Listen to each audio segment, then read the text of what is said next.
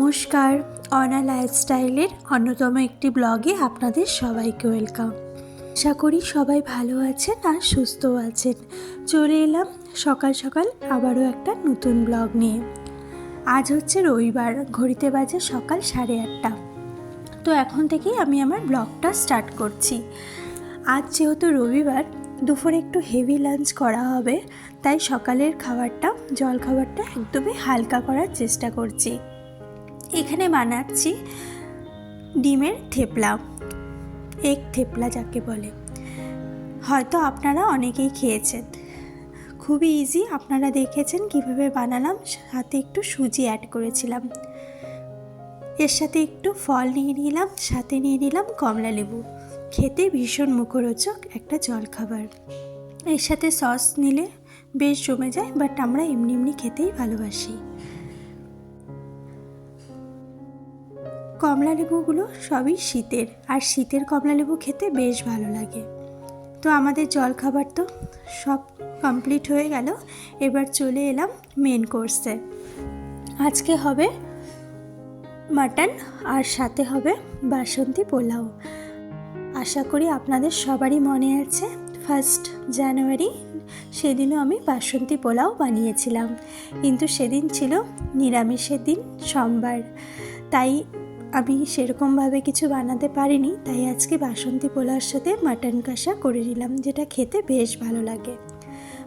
বাসন্তী pulao recipe এর আগেও share করেছি, আবারও আপনাদের সাথে আজকেও শেয়ার করছি।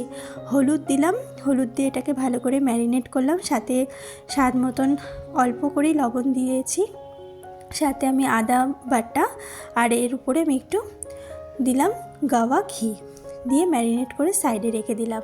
আর এতে আমি দিয়েছি পেঁয়াজ কুচি, রসুন আদা কুচি, কাঁচা লঙ্কা কুচি, আর সব কিছু বাটা দিয়েছি, কিন্তু পেঁয়াজটা কুচি করে দিলাম, আর তাতে একটু সর্ষের তেল দিয়ে ম্যারিনেট করে রেখে দিলাম। আর হলুদ আর লবণ দিয়ে গোটা গোটা এমনি আলুগুলোকেও ম্যারিনেট করে রাখলাম। আমি আজকে মাটন কষা রেগুলার যেভাবে বাঙালি ঘরে বানানো হয় সেম ওভাবেই বানাচ্ছি। আমার মাটন সিম্পলভাবে খেতেই আমি বেশি ভালোবাসি। আলুগুলো ভেজে নিচ্ছি। আজকে রান্না করতে করতে আপনাদের সাথে আমি অনেক গল্পই আজকে শেয়ার করতে যাব।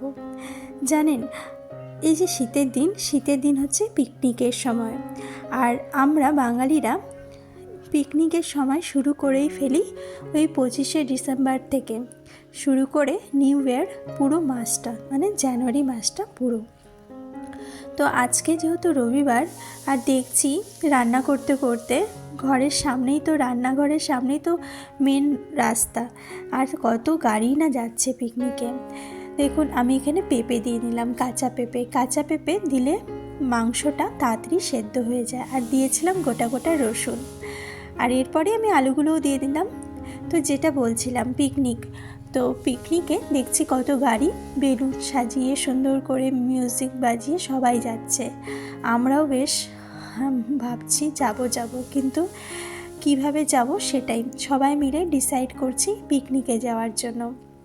আর পিকনিকে গেলে কি খাবার হবে সেই মেনুটাও অলরেডি ভাবা হয়ে গেছে, কিন্তু পিকনিকে যাওয়ার আর প্ল্যানগুলো এখনও ঠিকঠাক হয়নি। আমি এখন এখানে পোলাও বসাচ্ছি, আর পোলাওয়ের জন্য আমি একটু কিশমিশ দিলাম, আর সাথে একটু এলাচ দিয়েছি, আর ঘি দিয়ে নিয়েছিলাম। একটু স্বাদটা দেখে নিলাম চিনি ঠিক আছে কিনা, যেহেতু আমি এখানে 3.5 কাপ চাল নিয়েছি, তাই 6.5 কাপ জল দিয়ে নিলাম। হয়ে গেল আজকের পোলাও। খাওয়া দাওয়াটা বেশ জমে গেছিলো। খেয়ে দিয়ে বেরিয়ে যাব পিকনিকের উদ্দেশ্যে, মানে পিকনিকের স্পট দেখার জন্য। যেহেতু আমাদের বেবি আছে, ছোট্ট বেবি, তো ওকে নিয়ে বেশি দূরে যাওয়া সম্ভব না, তাই কাছে পিঠে কোথাও স্পট আছে কিনা সেটা দেখার জন্য আমি, আমার হাজব্যান্ড, সাথে আরও একটা দাদা আছে, সবাই মিলে আমরা বেরিয়ে যাব। তো চলুন আপনাদের সাথেও রাস্তাগুলো শেয়ার করি। আমাদের বাড়ি থেকে 20 কিলোমিটার এই দূরত্ব হবে। এখানে বৈকুণ্ঠপুর ফরেস্ট রয়েছে। এই ফরেস্টের ভিতরে একটা স্পট আছে, কিন্তু স্পটটা খুব একটা বেশি পছন্দ হলো না। তারপর আর একটা নেক্সট স্পট, সেটাতে এখন যাওয়া যাক।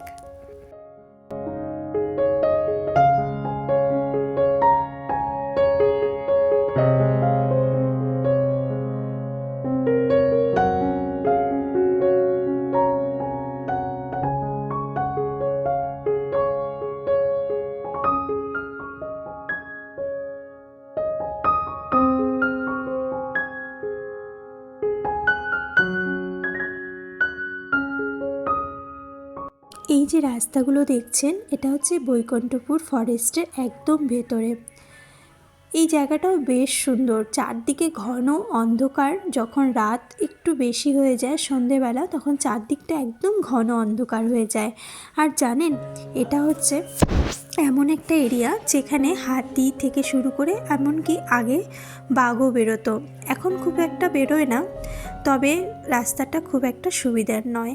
এখানে কত না বান্দরও বসে আছে, বেশ ভালো লাগছে দেখতে। তো রাস্তাটা যেতে যেতে একটা শুনশান ভাব যেন শুরু হয়ে যায়। তো একটু দেখছি আগিয়ে যে জনবসতি বেশ ভালো আছে, দোকানপাট সবই আছে। তো এখানকার জায়গাটা তো আমাদের বেশ পছন্দ হয়েছিল পিকনিকের স্পট হিসেবে। তো একটু এগিয়ে গেলাম, আর এখানে যে দোকানদার রয়েছে আর এই যে মাঠে আপনারা দেখতে পাচ্ছেন ছেলেরা সব খেলাধুলো করছে, এদের কাছে জানতে পারলাম যে এখানে পিকনিক করা একদমই বন্ধ হয়ে গেছে। কিছু ঘটনা ইনসিডেন্ট ঘটেছিল, যার জন্য এখন আর পিকনিক করতে দেওয়া হয় না। তো এখন আমাদের নেক্সট প্ল্যান অন্য কোনো জায়গায় করা হবে, কিন্তু সেটার আমাদের দেখার এখন সম্ভব না। তো আমরা এইভাবে আজকে দিনটা ঘুরলাম ফিরলাম, আর কিছু খাওয়া দাওয়া করলাম, তারপরে বাড়ি চলে আসলাম। আজকে রবিবারটা বেশ ভালো লেগেছিল। আর এটা হচ্ছে বালাসন নদী। এই নদীটাতে আগে অনেকটাই জল ছিল, এখন জল প্রায়ই নেই বললেই চলে। তো আজকে এখানেই ব্লগটা শেষ করলাম। যদি ভালো লেগে থাকে তাহলে লাইক করবেন, আর যদি সাবস্ক্রাইব না করে থাকলেন সাবস্ক্রাইব করে দেবেন। ধন্যবাদ।